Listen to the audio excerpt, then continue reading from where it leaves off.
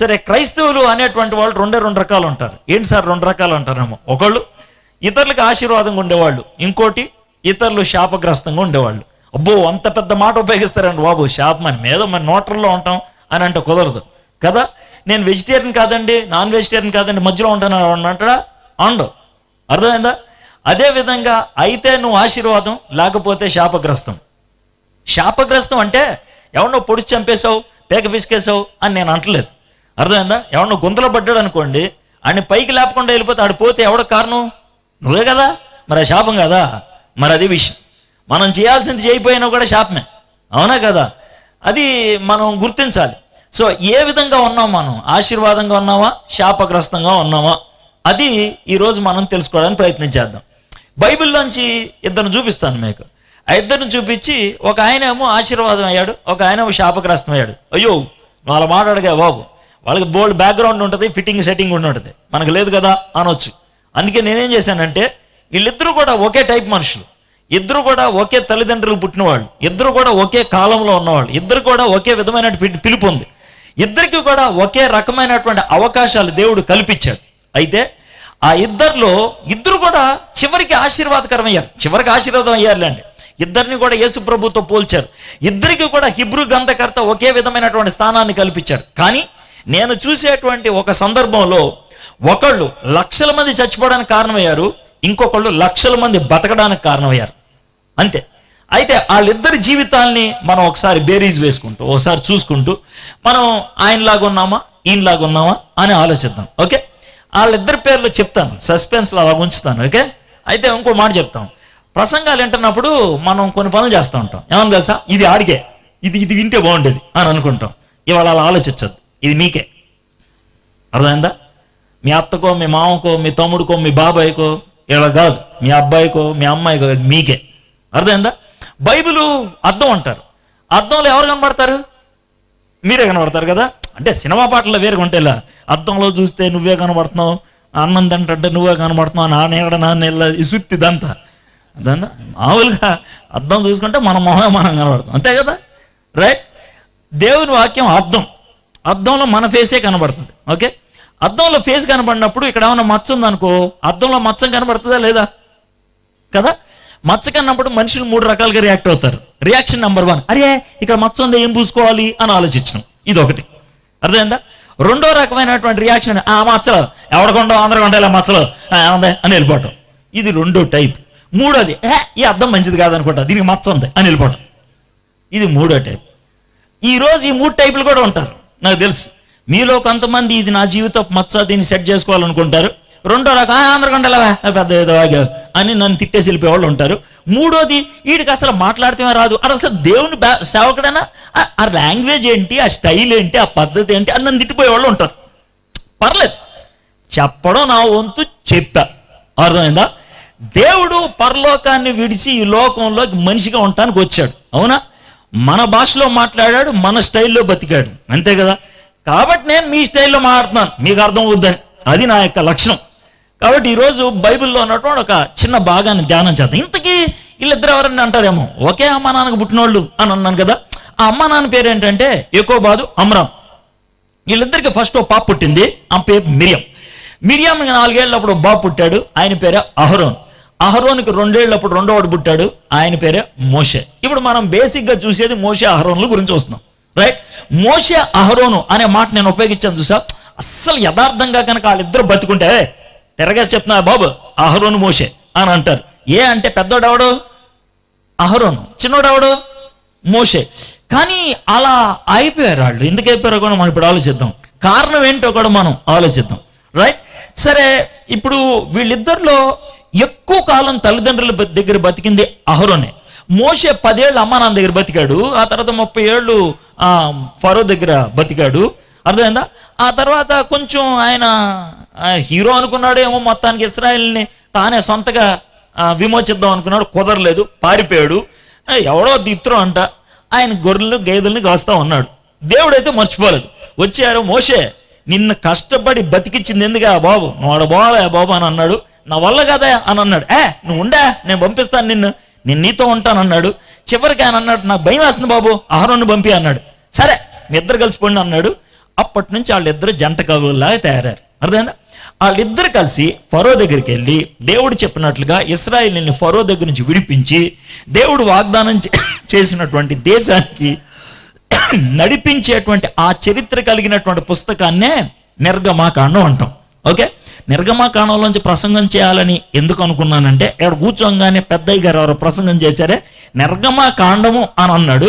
నా పక్కన ఉన్న కుర్రోడితో ఈరోజు నిర్గమాకాండం మాట్లాడతానా అని అన్నా. అప్పుడు డిసైడ్ ఈరోజు నిర్గమాకాండం మాట్లాడాలని. నిర్గమాకాండానికి 40 అధ్యాయాలు. 40 అధ్యాయాల స్టోరీని ఒక 5 నిమిషాల్లో చెప్పేయచ్చు, చాలా ఈజీగా, సరదాగా. అర్థమైందా? ఈజీగా గుర్తుపెట్టుకోవచ్చు. బైబిల్లో ఉన్నటువంటి పుస్తకాలని బట్టి పట్టేయడం నేర్చుకోవాలి. ఇప్పటికి 39 పుస్తకాలు బట్టి పట్టేశాం. ఈరోజు నా దగ్గర ఉన్న బైబిల్ని తగలబెట్టేస్తే 39 పుస్తకాల్లో ప్రతి అధ్యాయాన్ని అలా చెప్పుకుంటూ వెళ్ళిపోతాం. ఏ అనంటే 100 కొద్ది సార్లు చదివేస్తే దేవుని వాక్యం లోన కూసుంటే సూపర్గా మాట్లాడచ్చు. అర్థమైందా? ఎంటుకలుంటే జడ వేసుకోవచ్చు, కొప్పు కూడా వేసుకోవచ్చు. అవునా కాదా? విషయం ఉంటే ఎవడికి చెప్పాలో అలా చెప్పొచ్చు. లోన మ్యాటర్ లేకపోతే ఏం చేస్తాం? అవునా కదా? సో మ్యాటర్ ఉందా లేదా అనేది కావాలి. మనలో మ్యాటర్ ఉందే, మ్యాటర్ చెప్తాం, అది విషయం. సరే, ఇంతకీ విషయం ఏంటనంటే, నిర్గమాకాండం ఒకవేళ సీరియల్ లెక్కన తీస్తే 6 ఎపిసోడ్లు అయిపోద్ది. 6 ఎపిసోడ్లకి 6 టైటిల్ చెప్పేయచ్చు. ఏంటి ఆ విషయం అంటారు? మొదటి 5 అధ్యాయాలకు ఒక టైటిల్ ఏంటనంటే, దేవుడు కష్టపడి అర్థమైంది ఒక జేమ్స్ బాండ్ని తయారు చేసి అరే నువ్వు పోరా అని ఐగుప్తు దేశాన్ని పంపించాడు. అదే మొదటి ఎపిసోడ్. హీరో సిద్ధం.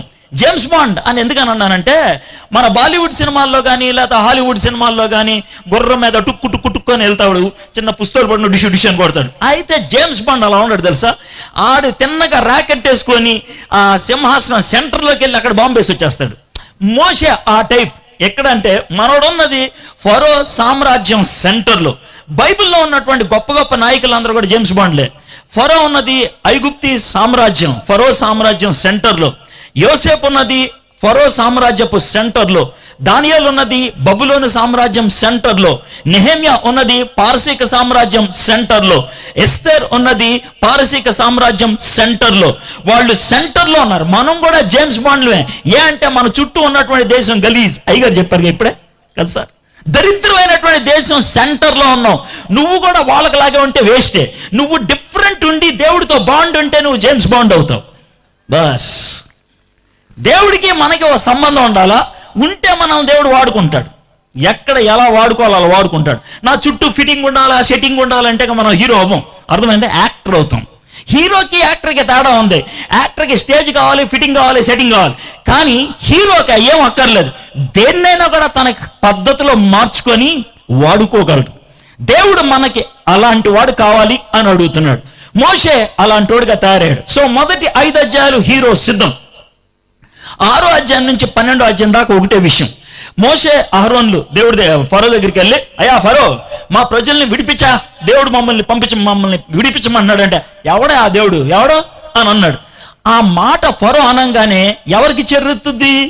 దేవుడికి చిర్రెత్తి వరుసగా 10 తెగులు పంపించాడు. 10వ తెగులైంది, అయ్యో దండమయ్యా బాబు, మీ ప్రజలు మీరు తీసుకెళ్ళిపో అని అన్నాడు. ఇదే 6 నుంచి 12 దాకా యుద్ధం జరిగింది. యుద్ధంలో ఫరో పోయాడు, దేవుడు గెలిచాడు. మొదటి 5 అధ్యాయాలు హీరో సిద్ధం, తర్వాత యుద్ధం. యుద్ధం అయిపోయిన తర్వాత నెక్స్ట్ జరగాల్సింది ఏంటి? సైన్యాన్ని ఫిట్టింగ్ చేసుకోవాలి, రెడీ చేసుకోవాలి. ఇది ఆయన చేయాల్సింది. ఇశ్రాయేలీయులకి దేవుడికి మధ్యన ఒక బంధం కలగాలి. అందుకు దేవుడు రకరకాలైనటువంటి అద్భుతాలు చేశాడు. ఎర్ర సముద్రాన్ని పాయలు చేశాడు. మిట్ట మధ్యాహ్నం ఎండం కలగకుండా ఒక పెద్ద గొడుగు పెట్టాడు. రాత్రిపూట చీకట్లు పడకుండా ఒక పెద్ద లైట్ పెట్టాడు. బండలోంచి నీళ్లు ఇచ్చాడు, మన్నాను కురిపించాడు. ఇవన్నీ చూసిన తర్వాత రే మన దేవుడు ఖతర్నాక్రా అని అన్నాడు. బస్ సైన్యం సిద్ధం అయిపోయింది. ఇదే 13 నుంచి 18. ఇప్పుడు సైన్యం సిద్ధం అయిపోయిన తర్వాత దేవుడు ఆ లెంక చూసి, హలో మీరంటే నాకు ఇష్టమయ్యా, నేనంటే మీకు ఇష్టమేనా? ఇష్టమే. మన ఇద్దరికి ఇష్టమే కదా. మన ఇద్దరి మధ్యన ఒక బంధం ఉంటే బాగుంటుందని డిసైడ్ అయిపోయాడు. అదే 19 నుంచి 24. బంధంలో కొన్ని నియమాలు ఉంటాయి. నేను తప్పించి వేరే దేవుడు ఉండకూడదు, ఓకే. మీరు ఎవరిని వేరే వాళ్ళని ప్రేమించకూడదు, ఓకే. మీరు దొంగతనం చేయకూడదు, ఓకే. మీరు వ్యభిచారం చేయకూడదు, ఓకే. సంతకాలు పెట్టేశారు, అయిపోయింది. అర్థమైందా? అదే 19 నుంచి 24 అయిపోయింది కదా బంధం. మనం కలుసుకోవడానికంటూ ఒక ప్రదేశం ఉంటే బాగుంటుంది, ఒక స్థానం ఉంటే బాగుంటుంది. అంటే సరే అని దేవుడు మోషే ఒక నమూనా ఇచ్చాడు. ఇంత పొడుగు ఉండాలా, ఇంత వెడల్పు ఉండాలా, ఇంత ఎత్తు ఉండాలా, నేను వచ్చి అక్కడ కూర్చుంటా అని అన్నాడు దేవుడు. ఆ నమూనా గురించి ఇచ్చినటువంటి ఆ భాగమే 24 నుంచి 25. అంటే దేవుడి యొక్క సన్నిధికి నమూనా అయిపోయిన తర్వాత ఇక చివర 31 నుంచి 40 దాకా ఆయన మందిరం కట్టించాడు. ఇదే ప్రత్యక్ష గుడారం. కట్టించేసిన తర్వాత చివరి 40 అధ్యాయంలో దేవుని యొక్క షకీనా మేఘం వచ్చి అక్కడ ఆగితే దేవుని యొక్క సన్నిధిని వాళ్ళు అనుభవించారు. మొదటి అధ్యాయంలో వాళ్ళు బానిసత్వంలో ఉన్నారు, చివరి అధ్యాయంలో దేవుని సన్నిధిలో ఉన్నారు. 20వ అధ్యాయంలో బంధం ఫిట్టింగ్ అయింది. ఇదే 40 అధ్యాయాల నిర్గమకాండం. బాగలేదా? సూపరే. బైబిల్ ఖతర్నాక్ బుక్. అర్థమైందా? ఎవడు చెప్పాడు దాన్ని బోరింగ్ పుస్తకం అని? చదవడం చేత కాబట్టి అలా అనిపిస్తుంది. సూపర్ పుస్తకం తెలుసా? ఏ కాన్సెప్ట్ అయినా తీసుకో, బైబిల్ నుంచి రావాల్సిందే. అది మనం చూడగలుగుతాం. సరే, ఇప్పుడు ఇంత పెద్ద స్టోరీలో ఒక చిన్న భాగాన్ని మనం చూస్తున్నాం. ఏంటనంటే ప్రత్యక్ష గుడారం కట్టమని దేవుడు నమూనా ఇచ్చేశాడు. ఇచ్చేసిన తర్వాత మోషే, నువ్వు కొండ మీద రాయా, మన దగ్గర వచ్చే పర్సనల్ మాడుకోవాలి అని అన్నాడు. పాపం మోషే కొండ మీద ఎక్కాడు, దేవుడితో ఉన్నాడు. చాలా రోజులు ఉండిపోయాడు. పాపం 40 రోజులు ఉండిపోయాడు. కిందేమో ఆరోను ఉండిపోయాడు. ప్రజలంతా ఉన్నారు. 5 వారాలు అయిపోయింది. 6వ వారంలోకి వెళ్తుంది. మీ తమ్ముడు కొండ ఎక్కాడు, కొండ మీద ఉన్నాడు, పైకి పోయాడా అని అన్నారు. అని అంటే ఏం చెప్తాడు పాపం ఆరోను? మాకైతే డౌటే, మీ వాడు పోయాడు. అర్థమైందా? మరి మా నాయకుడేటి? మాకు నాయకుడిని తయారు చేసి పెట్టు. అర్థమైందా? మాకు దేవుడు కావాలి. ఐగుప్తు దేశం నుంచి ఎవడరా తీసుకొచ్చింది మిమ్మల్ని అంటే మేము చూపించుకోవడానికి ఏమి లేదు అని అంటే ఆరోనికి ఏం చేయాలో అర్థం కాలేదు. పాపం టెన్షన్ పడిపోయి అన్నాడు కదా, సరే ఓ పని చేయండి రా, మీ చౌదుద్దులను తీసుకొచ్చి నాకు ఇయ్యండి రా అని అన్నాడు. 10 లక్షల మంది, ఒకటికి 2 చెవులు ఉంటాయి, 20 లక్షల దుద్దులు తీసుకొచ్చి పడేశారు. దాన్ని ఒక పెద్ద దాన్ని ఉండగంద చేసి దాన్ని బంగారు తోడ చేసి ఇదేరా అన్నాడు. సోపరం, మా దేవుడు బాగున్నాడు అని వాళ్ళు ఫుల్ తాగి తందనాలు ఆడుతున్నారు. పైన దేవుడితో మోషే అన్నాడు కదా, ఓయ్ మోషే చూడా మీ ప్రజలు ఎంత దరిద్రుల్లో, వాళ్ళు తోడను తయారు చేసుకొని పండగ చేసుకుంటున్నారా, పో కింద పో అని అన్నాడు. పాపం మోషే కిందకు వచ్చాడు. ఆయన చూస్తే ఫుల్ కోపం వచ్చింది. ఆ దూడను తీసుకెళ్లి మంటలో వేస్తే కాలిపోయి బూడిదైంది. ఆ బూడిదంతా తీసి నేలలో పోసి బూస్ట్ లాగా కలిపి తాగడరా అని అన్నాడు. అందరు తాగేశారు. తాగేసిన తర్వాత ఏమో బుద్ధి ఉందా లేదనే, ఏందా ఎలా చేసావు అని అన్నాడు. అని ఓ పక్కకి వెళ్ళి, ఈ ప్రత్యక్ష గుడారం ఉంటుందిగా, టెంట్ మూలకెళ్ళి చేతులు పైకెత్తి, ఓయో ఎవరైతే యెహోవా పక్షం ఉంటారో రండే అని అన్నాడు. అని అంటే వాళ్ళు వచ్చేసారు కొంతమంది. వాళ్ళని దేవుడు క్షమించాడు, రక్షించాడు. కొంతమంది రాలేదు, లేపేశాడు. అయిపోయింది. ఇదంతా కూడా 32వ అధ్యాయంలో ఉంటుంది. ఓకే, మీ దగ్గర బైబిల్స్ ఉంటాయి, పొరపాటును తెచ్చుకుంటే ఆది కాండం తర్వాత నిర్గమాకాండం ఉంటుంది, దాన్ని తీయండి ఒకసారి. ఓకే, ఆది కాండం తర్వాత నిర్గమాకాండం 32వ అధ్యాయం. 32. నేను స్టోరీ మొత్తం చెప్పేశాను. 32వ అధ్యాయంలో ఏమైతే ఉందో దాన్నే మళ్ళీ ఒకసారి మనం చూడబోతున్నాం. అంతే, పెద్ద విషయం కాదు. తీసేత చూద్దామని. నేను వాక్యం చెప్పడం నర్సరాపేటలో ఎక్కువగా పబ్లిక్లో జరగలేదు కాబట్టి నా గురించి తెలియదు. మీకు ఒట్టేసి చెప్తున్నా, 32వ అధ్యాయం పేజీ పక్కకి వెళ్తే నన్ను చొప్పు తీసుకొని కొట్టేయండి. పొర్రపాటున వెళ్ళినాను. 32వ అధ్యాయం ఒక్కటే, ఒక్క అంగుళం అవతలకు కానీ వదలగాను. దీన్ని ఒక్కదాన్నే ధ్యానం చేస్తా. ఎందుకు చెప్తున్నానంటే ఊళ్ళ దగ్గర పెట్టుకొని చూస్తారని, తీస్తారని. తీయండి ఒకసారి. కళ్ళుతో చూసి, చెవులతో విని, మనసుతో ఆలోచించి, బుర్రలో అంగీకరిస్తే పని అవుద్ది. ఇందుట్లో ఏ ఒక్క పార్ట్ పని చేయకపోయినా ఎక్కడికో వెళ్తారు మీరు. ఏ ఒక్కడ పని చేయకపోయినా. అందుకని అన్ని పార్ట్లు పనిచేస్తే పూర్తిగా ఇన్వాల్వ్ అవుతారు. రైట్, చూడండి ఒకసారి. 1 నుంచి 6 దాకా ఒక పారాగ్రాఫ్ ఉంటుంది మీ బైబిల్లో, ఉందా? 7 నుంచి 14 దాకా 2వ పారాగ్రాఫ్ ఉంటుంది. 15 నుంచి 35 దాకా 3వ పారాగ్రాఫ్ ఉంటుంది. అవునా కదా? కరెక్టేనా? ఎందుకున్నాయో తెలుసా? బైబిల్లో ఒక్కో పారాగ్రాఫ్లో ఒక విషయం ఉంటుంది. 3 పారాగ్రాఫ్లో 3 విషయాలు ఉంటాయి. ఏంటి ఆ విషయాలు చూద్దాం. 32వ అధ్యాయం 1వ వచనం చూస్తున్నాను. మోషే కొండ దిగకుండా తడువు చేయట ప్రజలు చూచినప్పుడు ఆ ప్రజలు అహరోను వద్దకు కూడి వచ్చి, లెమ్ము మా ముందర నడుచుటకు ఒక దేవతను మా కొరకు చేయము. ఇది 1వ వచనం. ఇప్పుడు 7వ వచనం చదువుతున్నాను.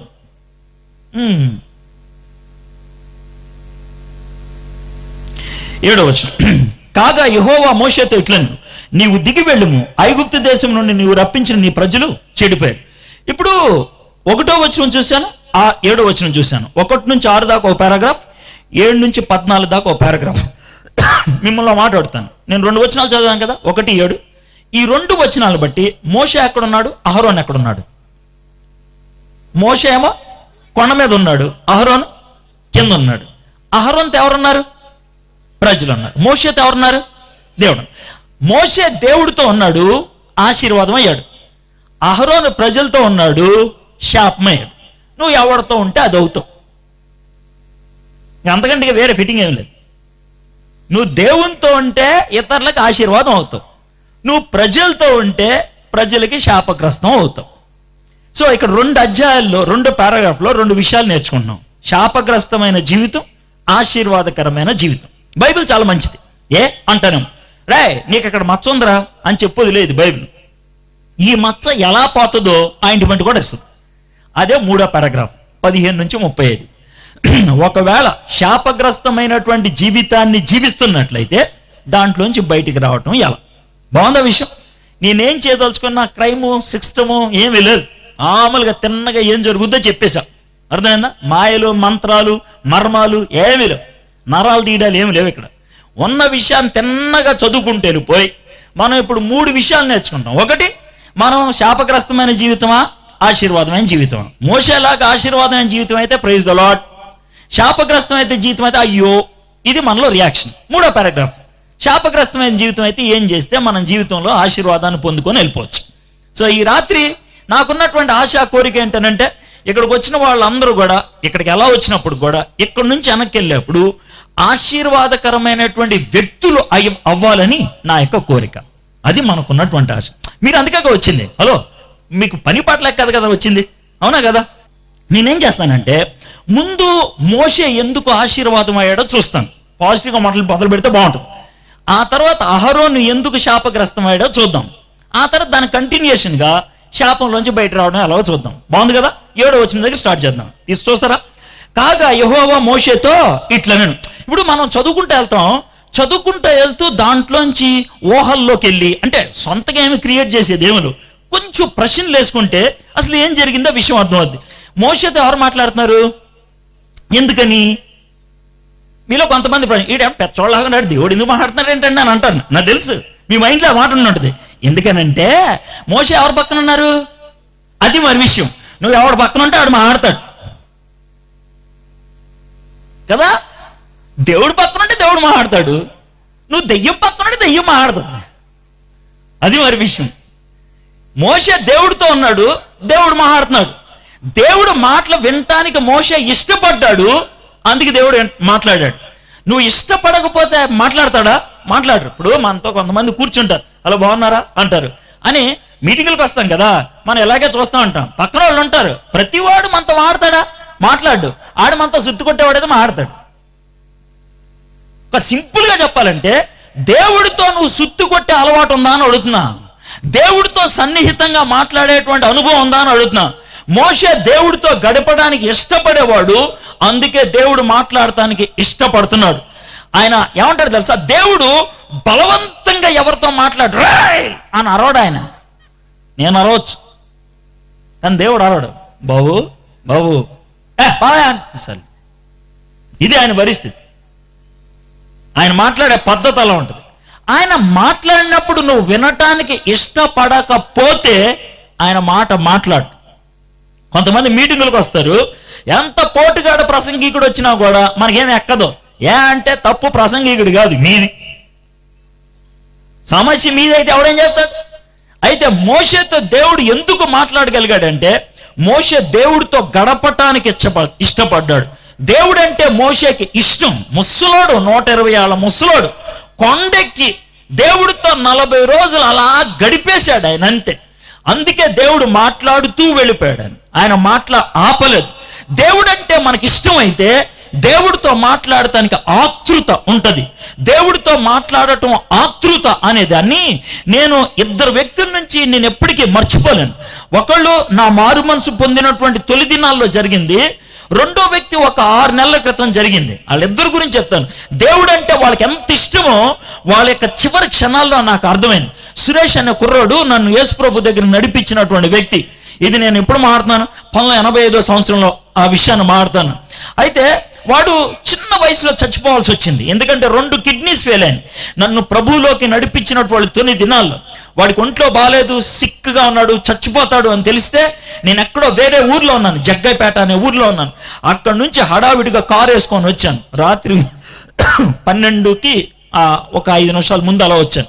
డాక్టర్ వచ్చాడు. అప్పటికే వచ్చి ఏమన్నాడు తెలుసా, ఈ 2 కిడ్నీస్ పాడైపోయినాయి, తను ఇలా పడుకోలేకపోతున్నాడు, ఎవడైనా పడుకొని ఇక్కడ దిండిలు వేసుకుంటే ఒక 3-4 గంటలే బతుకుతాడు, ఆ 3-4 గంటలైనా నొప్పి లేకుండా చచ్చిపోతాడని అంటే, నేను ఆ చివరి క్షణాల్లో ఆ మంచం మీద ఇలా పడుకొని వెనకాల దిండ్లు వేసుకొని, ఇక్కడ 2 దిండ్లు వేసుకొని ఆయన ఇక్కడ పడుకోబెట్టుకొని ఇలా గట్టిగా పట్టుకొని ఉన్నా, అంటే నెమ్మదిగా పట్టుకొని ఉంటే, అరే టైం ఎంత అయిందిరా అని అన్నాడు.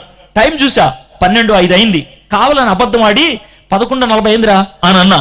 వాడు 2 నిమిషాలకోసారి టైం ఎంత అయిందిరా, టైం ఎంత అయిందిరా, టైం ఎంత అయిందిరా అడుగుతున్నాడు.